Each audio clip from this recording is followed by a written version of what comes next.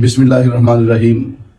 حضرت امام حسین رضی اللہ تعالیٰ عنہ کی ذات وہ ذات ہے کہ جن سے اللہ رب العزت بھی پیار کرتا ہے،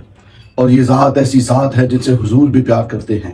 اللہ رب العزت نے قرآن پاک میں ان کی محبت کا وعدہ لیا ہے، ان کو پاکیزہ کرنے کی آیتیں نازل فرمائی ہیں، اور حضور صلی اللہ علیہ وآلہ وسلم ان سے اتنی محبت کرتے کہ اپنے کندھوں پہ اٹھاتے اور خود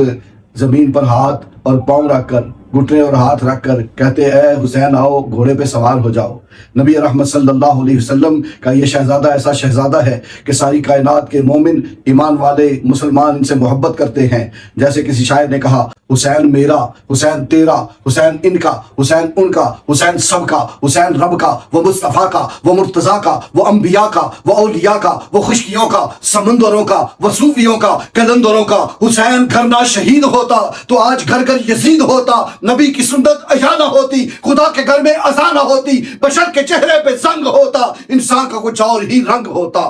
حسین اللہ کا سپاہی جس کی ٹھوکر میں بادشاہی، حسین وہ انقلاب لایا، بقا کی ایسی کتاب لایا جس کا عنوان ہے شہادت، شہید زندہ ہے تا قیامت۔